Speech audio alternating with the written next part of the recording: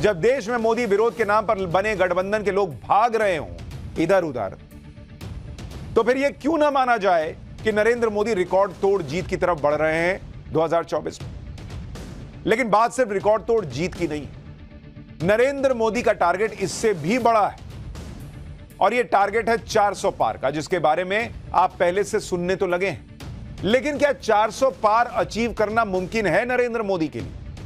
आज पाठशाला में मैं आपको बताऊंगा यह होगा तो कैसे होगा, नरेंद्र मोदी की क्या रणनीति है, रामलला के आते ऐसा क्या हुआ है कि नरेंद्र मोदी 400 के आंकड़े को पार कर सकते हैं, ऐसा भी हो सकता है। आज इसको डिकोड करेंगे, देश की इस पूरी पॉलिटिक्स जो इस वक्त चल रही है उस पॉलिटिक्स को समझते समझते। पहले आप देखिए कि स्थितियां कैसे नरेंद्र मोदी के पक्ष में मुड़ती चली जा रही है। पहली बात, इंडी गठबंधन बिखरता चला जा रहा है।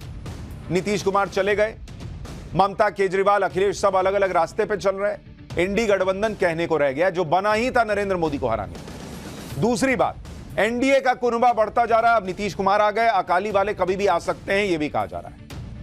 तीसरी बात, राम मंदिर की प्राण प्रतिष्ठा से देश भर में जबरदस्त राम लहर है और साथ में नरेंद्र मोदी की भी लहर है।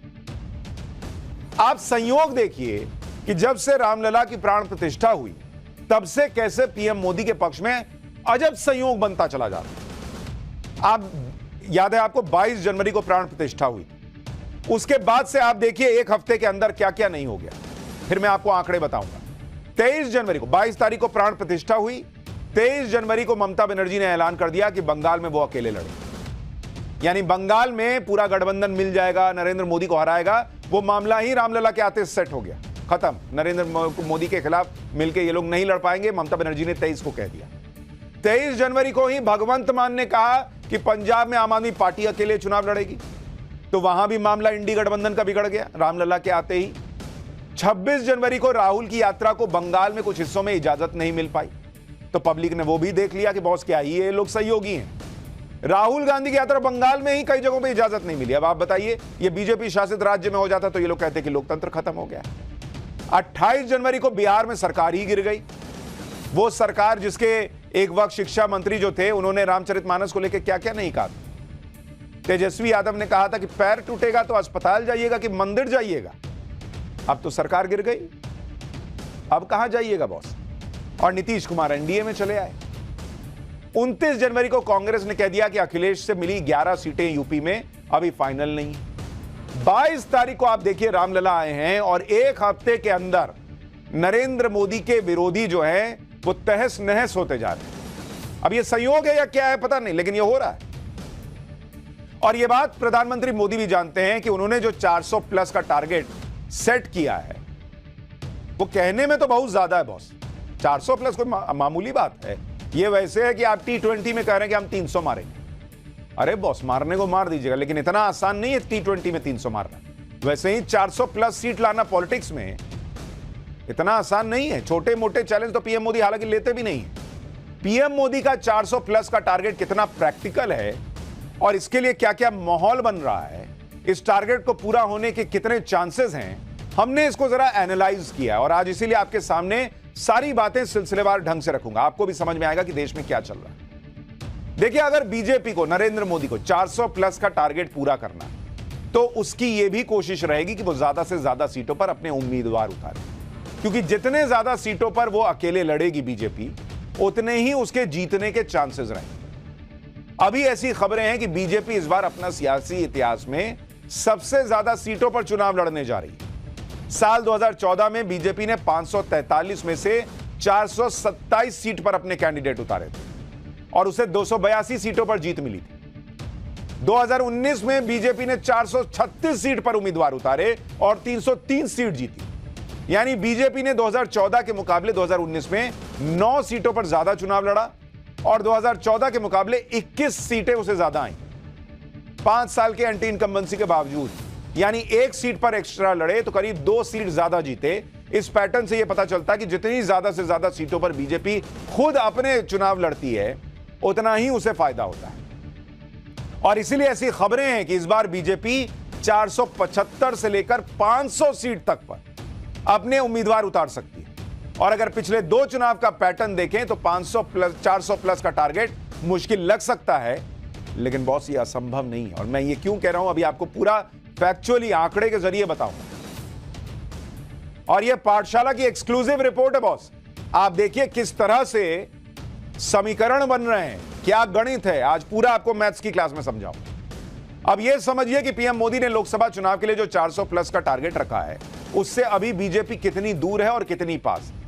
जैसे अगर आप देखेंगे कि अभी की स्थिति क्या है, नरेंद्र मोदी का जो 400 प्लस का टारगेट उन्होंने रखा हुआ है, उससे अभी वो कहां बैठते हैं, 400 प्लस सीट। इससे दूरी कितनी है बॉस? 2019 में एनडीए को, यानी नरेंद्र मोदी प्लस सहयोगी, इनको कितनी सीटें आई थी?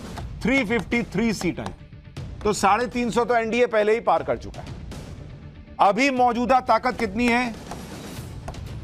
मौजूदा ताकत एनडीए की कितनी है? 349, क्योंकि इसमें अभी 333 है प्लस 16 सांसद जेडीयू के, ये भी इसमें आ गए, तो ये लोग 349 पर पहुंच गए।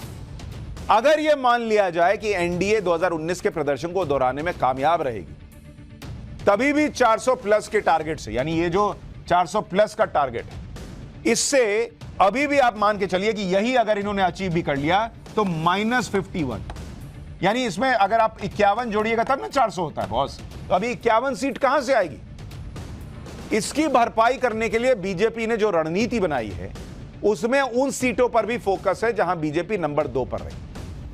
अब ऐसी कौन सी सीटें हैं बॉस, अगर आपको वो बताऊं, 2019 का अगर आप आंकड़ा देखिएगा, 2019 लोकसभा चुनाव 72 सीट ऐसी थी जहां बीजेपी नंबर 2 पर थी, यानी बीजेपी सेकंड नंबर की पार्टी है 72 सीट पर। इन सीटों पर अगर बीजेपी का वोट 5% बढ़ा, वोट बीजेपी का 5%, तो बीजेपी इन 72 में से 38 सीट जीत जाएगी, 38 सीट जीत सकती है मात्र 5% वोट बढ़ाने में। हालांकि 5% वोट इतना आसान नहीं है, लेकिन अगर बीजेपी नरेंद्र मोदी की लहर में, राम लहर में 5% वोट इन 72 सीटों पर बढ़ा ले, तो उसको सीधे सीधे 38 सीट उसमें जुड़ जाएगी।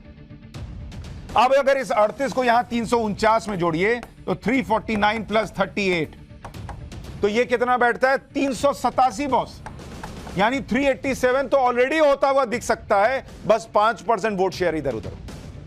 लेकिन इसके लिए उन्हें अपनी पिछली सीटें भी बचानी है। अब भी 400 प्लस के टारगेट के लिए 14 सीटें हालांकि कम है। मौजूदा राजनीतिक तस्वीर देखेंगे तो ये 14 सीटें विपक्ष खुद बीजेपी को सौंपता दिख रहा है। और मैं ये ऐसे ही नहीं कह रहा हूं, आपको बताता हूं इसकी वजह। इसमें 11 सीटें तो यूपी की हो सकती हैं, जो अखिलेश यादव कांग्रेस को देने को तैयार है। यूपी में पिछली बार मायावती और अखिलेश यादव साथ लड़े, जिस वजह से 80 में से एनडीए की सीटें 73 से घटकर 64 पर आई। लेकिन इस बार मायावती और अखिलेश अलग अलग लड़ रहे हैं। इससे बीजेपी को फायदा होगा और यूपी में 2019 में हारी हुई 16 सीटों पर जीत हासिल करने का मौका बढ़ जाएगा।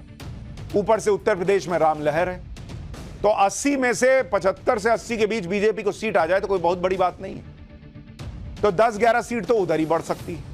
इसके अलावा महाराष्ट्र में 2019 में शिवसेना 18 सीटें जीती थी, एनसीपी 4 जीती थी।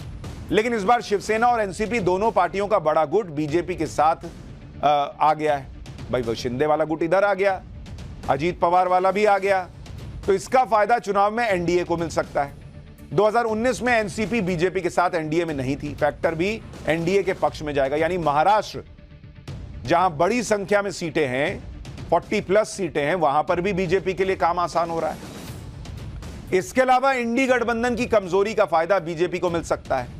जैसे बंगाल और पंजाब में गठबंधन नहीं हो पा रहा, बिहार में तो खेल ही खत्म हो गया इनका। पंजाब में 13 सीटें हैं, 2019 में कांग्रेस को वहां 8 सीटें मिली थी और आम आदमी पार्टी को 1 सीट। लेकिन 2022 के विधानसभा चुनाव के बाद कांग्रेस पंजाब में कमजोर हो गई और आम आदमी पार्टी कांग्रेस की गठबंधन की जो बात चल रही थी वो भी नहीं होने वाला। दूसरी तरफ बीजेपी और अकाली दल के फिर से साथ आने की खबरें तेज हो रही हैं। ऐसे में कुछ सीटें पंजाब से भी आ सकती हैं। इन सब फैक्टर्स को एक साथ देखेंगे तो 400 प्लस के टारगेट के लिए जो 14 सीटें कम दिख रही हैं, वो हासिल करना बहुत बड़ी चुनौती नहीं दिख रही बीजेपी की।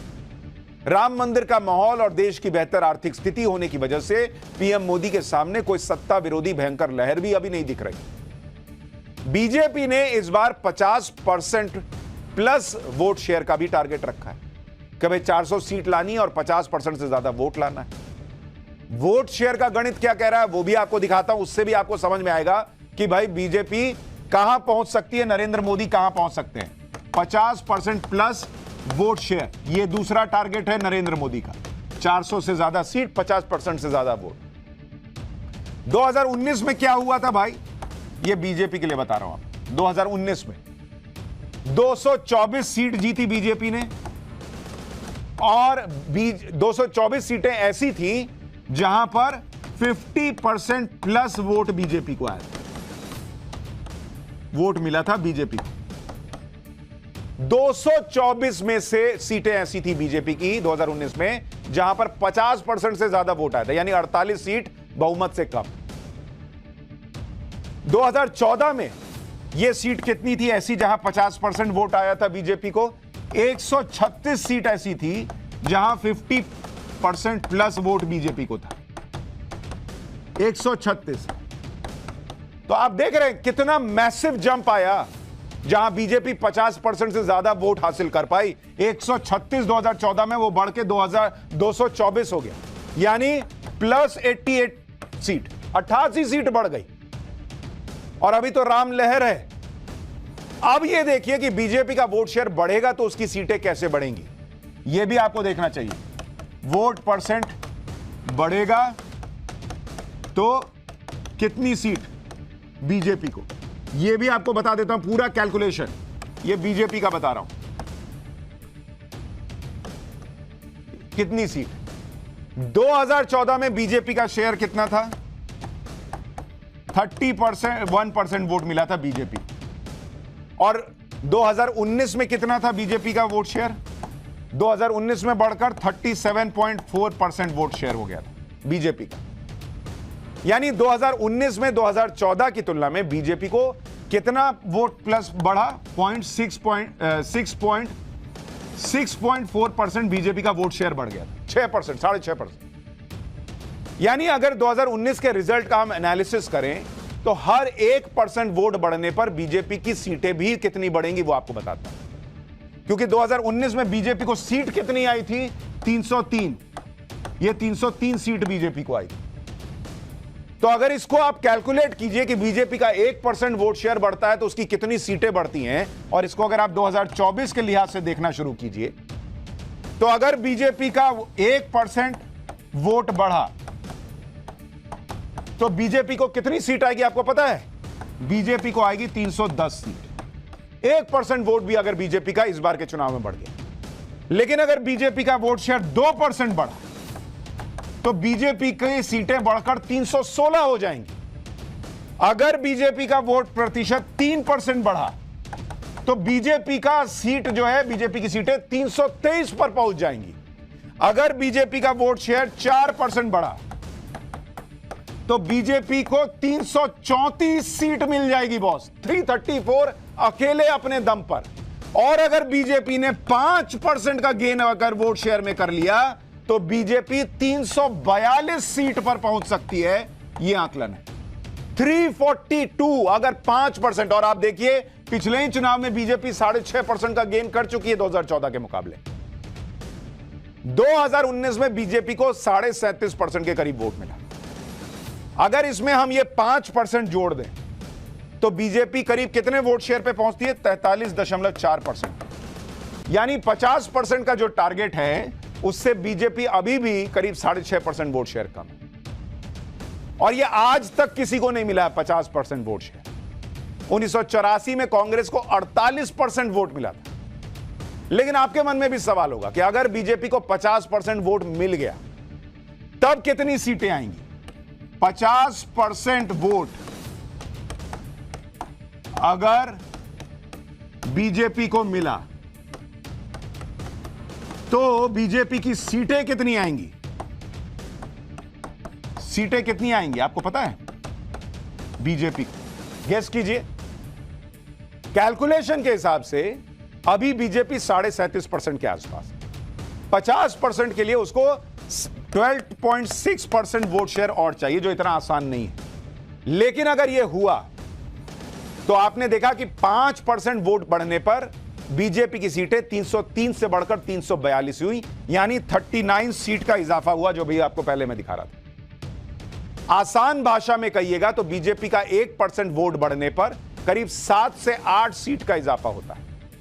तो इसीलिए अगर ये जो 12.5% के करीब वोट शेयर बढ़ गया तो बीजेपी को करीब 98 सीट का गेन होगा अभी के मुकाबले।